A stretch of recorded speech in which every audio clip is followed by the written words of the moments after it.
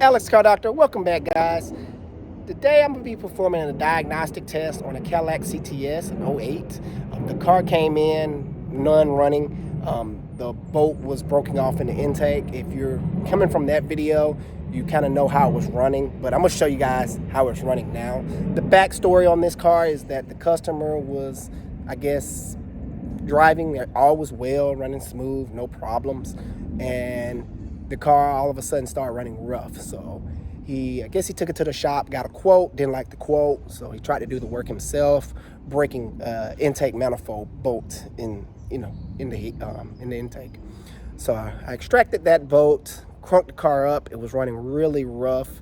So now I'm gonna show you guys the process I'm gonna take to diagnose this car, so I can tell you, show you guys how to do it at home if you have this type of issue, so you won't be throwing parts at your vehicle. Jumping right into it, I'm gonna show you the tools. So let's grab our wrenches and let's roll. So the tools I'm gonna be using for this job is, of course, my flashlight, my head lamp, my head thingy for the camera. Had to throw that in there, it was on the table. I have my inspection camera out, and cylinder compression gauge here to check cylinder pressure. And last but not least, my scan tool. All right, so I'm gonna make sure my battery jump box is on. I think it's on. There we go. Because the battery was dead. And what I like to do, starting any diagnostic process off, let me get in so you won't hear the chime. All right. So the first thing I like to do, dealing with any diagnostic test, is first check for codes. If you don't have codes, you may have to let the car run a little bit to throw some check engine light codes. That way we can kind of tell what area we need to be testing in. So that's very important. I mainly want to focus on engine. I think I did like a complete scan here. Let's see, let's go to engine. Code menu, display codes. All right, so I think I caused that code because I unplugged the ignition coil, number 5. So ignore that one.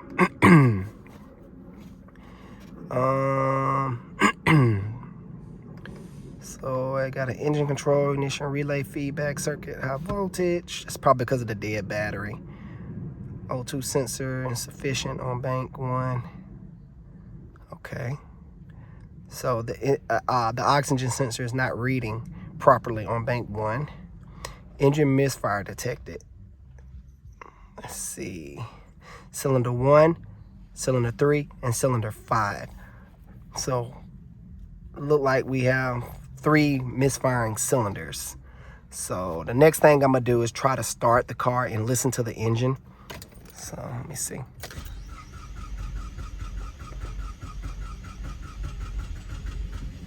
Ooh, that was rough. Now, sounds like, to me, I'm having a dead cylinder issue. But first off, if you got a good scanner, you can go to the Misfire Monitors. Let me see if I can grab it. Ooh, it just cut off. Okay, let me try to crank it back up.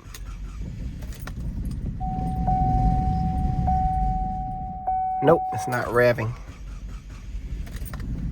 All right.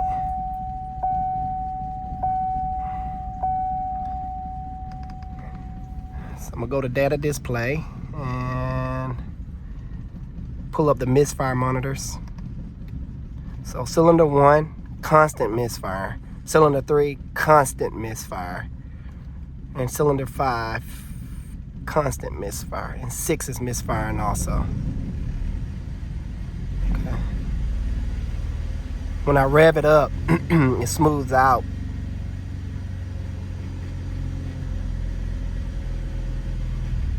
Let's see. Okay. So now I know I have a problem with bank 1. I'm gonna go back out there and run a compression check. All right, back outside to the engine. I'm gonna try to diagnose this without removing the intake manifold. Try to save the customer a little bit of money, because I don't want to remove this intake manifold again. So I've already did the liberty of unscrewing the coil. Simple process. It's just 10 millimeter and just unscrew it. No big deal. Let's move that out the way. The rest of the coils, these I'm not going to be able to get out, but this one cylinder should tell me a lot. So the first thing I'm going to do is hook up my compression gauge. Then the second thing I'm going to do is, I'm putting it in wrong. Look at that. All right, let's see. Put it in right, Alex.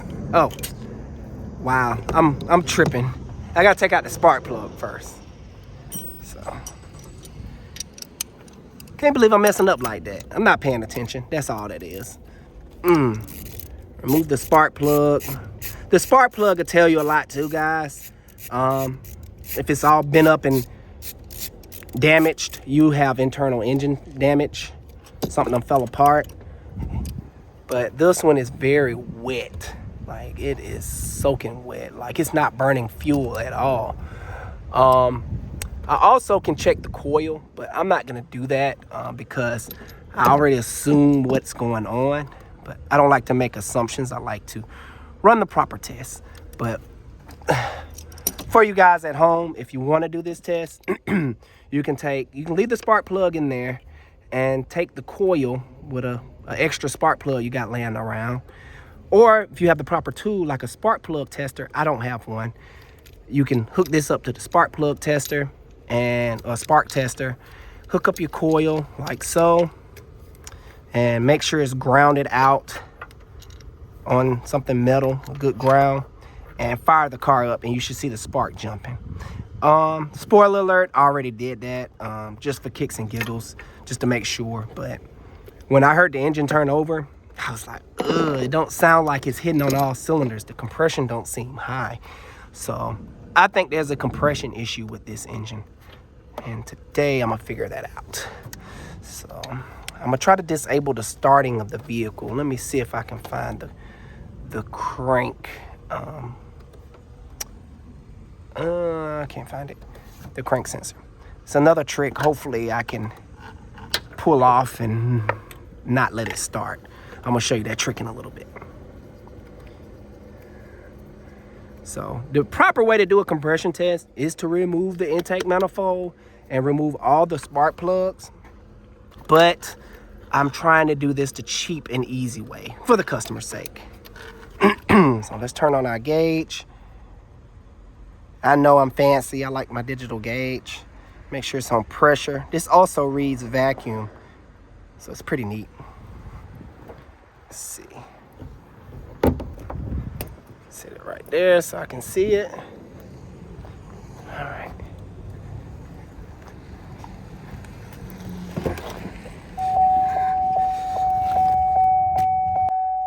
All right, hopefully you can see the compression gauge on the window. Let me see if I can zoom in.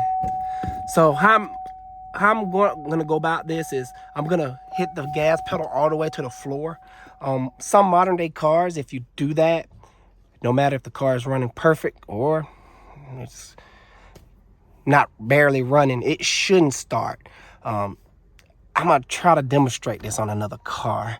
I don't think I have a car right now to demonstrate it on, but trust me, just do it at home. Go outside, floor the gas pedal, and just hold it to the floor and try to turn over the engine. All it's gonna do is just turn over and not start. And it's kind of a prank you can play on some people too. Get in your friend's car and be like, floor it without him knowing and turn it over. Be like, oh man, we're stranded. Just something funny we can do, what you guys can do. All right, so I'm gonna turn it over here. Oh, it'd be nice if oh, there you go. Oh, wow. I don't know if you see that. Oops, it started. I let off the gas pedal. But those, the revolutions, it should have been enough to build pressure. And I only built, let's see, 5 PSI. All right, let's see. Look at that, 5 PSI. That is not good. So, I kind of know where this is heading. The next thing I'm gonna do, because I'm pretty sure it's like that on the rest of the cylinders, I'm gonna go ahead and here's another little tip you can do. I'm gonna go ahead and remove the cam sensors. The reason I'm gonna do that, turn over the engine. I'll probably crank it up and leave it out. I should be able to see the cam turning. If this cam is not turning, it's a broken chain issue that's going on this engine. This engine has two chains, a primary and secondary, or vice versa. I don't know. But I'm gonna go ahead and remove these cam sensors and crank it up and shine a light in there and see if the cam is actually turning and if the chain is connected. First off, I'm gonna plug this back up. Let's see.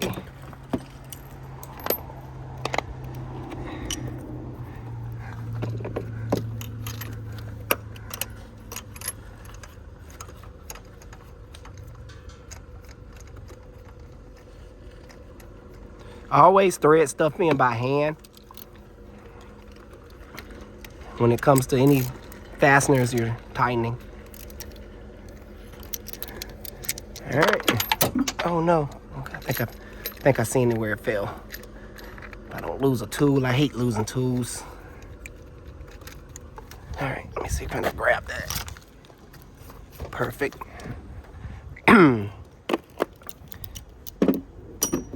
All right.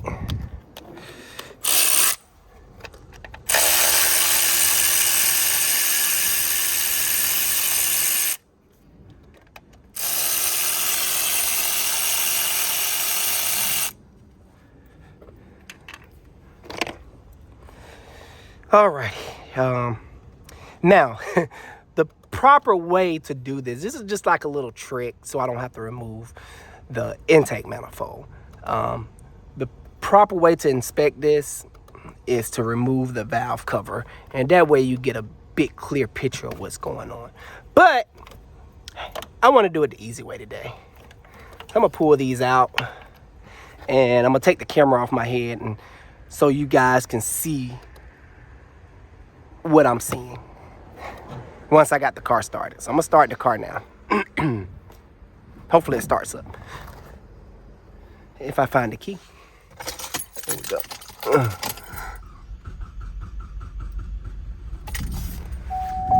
Yay, she started. So this car is running on 3 cylinders, if I haven't mentioned it before. This bank right here is perfect. This is bank 2. No issues. So I'm gonna take the camera off my head. Yes, he did replace this sensor right here. This sensor is new. This sensor is old. You can kind of tell the difference. Look how old and stuff it looks. Compare. So he was throwing parts at it. So let me take this off my head.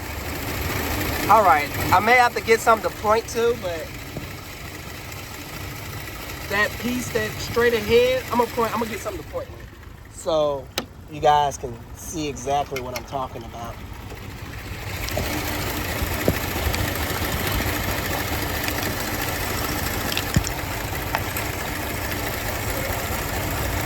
This piece right here is supposed to be moving. What my screwdriver is pointing to. That is the cam pulley, or the cam gear. That's supposed to be spinning. So, looking at it inside of it, this car has a broken timing chain. All right, good people, that concludes this video. What I'm gonna recommend to the customer is an engine. The reason why, that whole bank is out of time. And I guarantee you, I've never seen these engines survive when they jump time. It's just a common issue for these 3.6s GM engines. And once they jump, it's gonna bend the valve. And I think I heard a little bit of a tap too. So he has 2 options. He can take it to another shop where they'll remove the head, because I don't do head jobs anymore. It's just time consuming. I try to do in and out stuff. It's really quick. So I'm gonna recommend an engine. I think that'll be his best bet anyway, because it's gonna equal the same amount of money. Guys, I hope you enjoyed this video. I hope you learned something. If you enjoyed this video, please like and subscribe. It really helps me out. Guys, I see you guys on the next video. Alex Doctor out.